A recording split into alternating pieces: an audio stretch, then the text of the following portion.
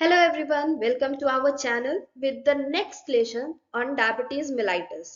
मेरा नाम प्रेरणा है और चलिए स्टार्ट करते हैं आज का हमारा टॉपिक डायबिटीज, जहां हम देखेंगे कि डायबिटीज के कितने टाइप्स होते हैं, किस बेसिस पर डायबिटीज की क्लासिफिकेशन होती है एंड हाइपरग्लाइसीमिया क्या होता है। हमने लास्ट लेसन में ऑलरेडी पढ़ लिया है कि डायबिटीज मेलाइटस क्या होता है, इसके साइंस एंड सिम्टम्स क्या क्या होते हैं, किन कारणों से डायबिटीज मेलाइटस हमें होता है। आज हम पढ़ेंगे कि डायबिटीज के कितने टाइप्स होते हैं एंड हाइपरग्लाइसीमिया क्या होता है। How do we classify diabetes mellitus?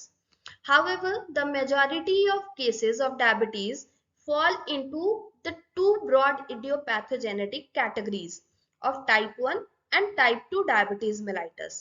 In some individuals, this rigid classification is not applicable. So basically, diabetes mellitus जितने भी तरीके के होते हैं वो मेजरली दो टाइप्स में फॉल करते हैं। एक टाइप 1 जिसे हम इंसुलिन डिपेंडेंट डायबिटीज मेलाइटस कहते हैं एंड सेकेंड होता है टाइप 2 जिसे हम non insulin dependent diabetes mellitus कहते हैं। मेजरली जो डायबिटीज मेलाइटस होता है वो इन दोनों कैटेगरी में ही फॉल करता है, बट कुछ इंडिविजुअल्स के लिए ये जो रिजिड क्लासिफिकेशन होता है वो एप्लीकेबल नहीं होती है।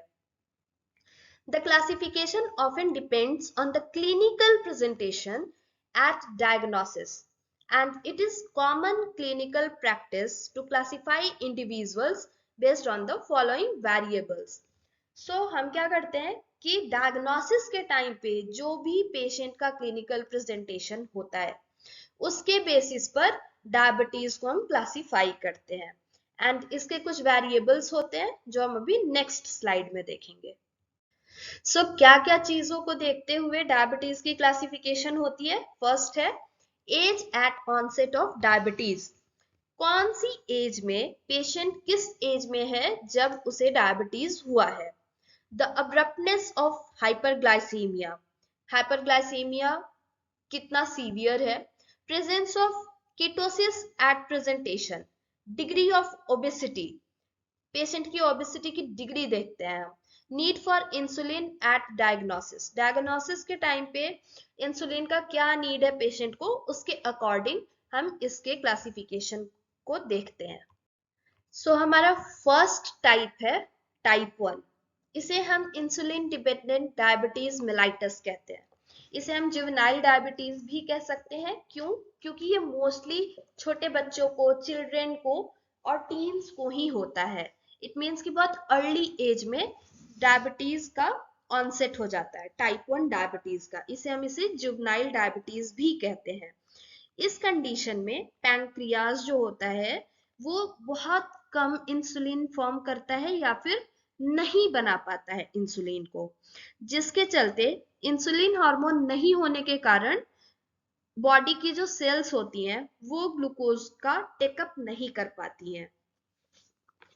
एंड इंसुलिन एक हार्मोन है जो कि बहुत जरूरी होता है ब्लड शुगर को बॉडी के सेल्स में एंटर कराने के लिए, ताकि हमारी बॉडी उस ब्लड शुगर को, जिसे हम ग्लूकोज कहते हैं, उसका यूज कर सके एनर्जी यील्ड करने के लिए।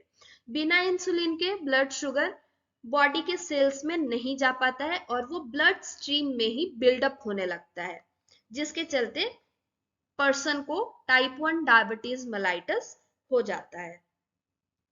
एंड ये जो टाइप होता है ये टाइप 2 से थोड़ा लेस कॉमन होता है एंड मेजरली ये छोटे बच्चों को या फिर टीन्स को होता है, बट ये बाकी सारे एज ग्रुप में भी हो सकता है।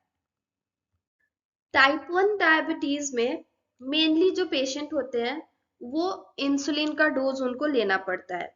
उसमें डाइट का ज्यादा रोल नहीं होता है, बहुत ज्यादा रोल डाइट का नहीं होता है। वहां पे इंसुलिन के डोजेस का भी उतना ही रोल होता है जितना कि डाइट का होता है एंड लाइफस्टाइल का होता है। मेनली जो टाइप 1 डायबिटीज है वो ऑटो इम्यून रिएक्शंस के कारण हो जाते हैं। जो हमारी बॉडी है वो खुद को ही अटैक करने लगती है। जस्ट उसका ऑपोजिट होता है टाइप 2 डायबिटीज मेलाइटस, जिसे हम non insulin dependent diabetes mellitus भी कहते हैं। ये क्रोनिक कंडीशन है जहां पर बॉडी सेल्स इंसुलिन को यूटिलाइज नहीं कर पाती है उस तरीके से जिस तरीके से उसे करना चाहिए, एंड इस कंडीशन को हम इंसुलिन रेजिस्टेंस कहते हैं. It is a chronic condition where the body cells fail to utilize the insulin produced in the body the way it should. Okay? So जिस तरीके से बॉडी में इंसुलिन का यूज होना चाहिए हमारी बॉडी उसे यूटिलाइज नहीं कर पाती है, उससे एनर्जी नहीं डेवलप कर पाती है, एंड इस कंडीशन को हम इंसुलिन रेजिस्टेंस कहते हैं. Overweight and obese people are generally affected by this kind of diabetes. इस तरीके का डायबिटीज मेनली लाइफस्टाइल के कारण होता है. जो मेजरली जो पॉपुलेशन होती है ओवरवेट पीपल की या फिर ओबेस पीपल की, उन्हें टाइप 2 डायबिटीज होता है. ये जेनेटिक भी हो सकता है, इनएक्टिव लाइफस्टाइल के कारण भी हो सकता है. ऑब्वियसली आप जब फिजिकली एक्टिव नहीं है तो आप ओवरवेट हो जाओगे, ओबेसिटी हो जाएगी, एंड आपको कार्डियोवैस्कुलर डिजीज भी हो सकती है. सो ओबेसिटी अपने आप में क्लस्टर ऑफ डिजीज है. सो ये लाइफस्टाइल के कारण भी हो सकता है, ओबेसिटी के कारण भी हो सकता है, अनहेल्दी ईटिंग प्रैक्टिसेस के कारण भी हो सकता है. जब हम बहुत ज्यादा जंक फूड खाते हैं, स्वीट्स लेते हैं, इन सारे ईटिंग प्रैक्टिसेस के कारण भी हमें टाइप 2 डायबिटीज मिलाइटस होता है. जनरली ये अडल्ट्स में देखने को मिलता है. टाइप 2 डायबिटीज भी किसी भी एज में हो सकती है, बट मेजरली ये अडल्ट्स में पाया जाता है. Third type of diabetes is gestational diabetes mellitus. ये थोड़े अलग तरीके का डायबिटीज होता है. It is defined as any degree of glucose intolerance with onset और first recognition during pregnancy. Basically gestational diabetes से ही समझ में आ रहा है कि ड्यूरिंग जेस्टेशन, ड्यूरिंग प्रेगनेंसी जो डायबिटीज होता है, डायबिटीज का ऑनसेट होता है, उसे ही हम जेस्टेशनल डायबिटीज कहते हैं. ड्यूरिंग प्रेगनेंसी कभी कभी जो बॉडी होता है वो रेजिस्टेंस हो जाता है इंसुलिन के. सो ग्लूकोज इंटॉलरेंस अगर उस टाइम पे होती है तो उसे हम जेस्टेशनल डायबिटीज कहते हैं. The definition applies to whether insulin or only diet modification is used for treatment or whether or not the condition persists after pregnancy. So ये जो डायबिटीज होता है ये प्रेगनेंसी के टाइम पे जनरली अकर होता है, एंड इसमें कभी कभी इंसुलिन का भी यूज करना पड़ता है आपको, एंड कभी कभी सिर्फ डाइटरी मॉडिफिकेशन से भी आप इसे मैनेज कर सकते हैं. And most of the time जो जेस्टेशनल डायबिटीज होता है वो आफ्टर प्रेगनेंसी परसिस्ट नहीं करता है, बट कभी कभी कुछ कुछ कंडीशंस में ये परसिस्ट कर जाता है आफ्टर प्रेगनेंसी भी. Now there is a term hyperglycaemia which we heard many times. So hyperglycemia क्या होता है and क्यों होता है? Due to insulin deficiency, there is an increased glucose level present in blood. जब हमारे बॉडी में इंसुलिन की डिफिशियंसी हो जाती है उस कारण से हमारे ब्लड में ग्लूकोज की लेवल बढ़ जाती है. क्यों? क्योंकि अगर इंसुलिन नहीं है तो ब्लड स्ट्रीम से ग्लूकोज बॉडी सेल्स में नहीं जा पाता है.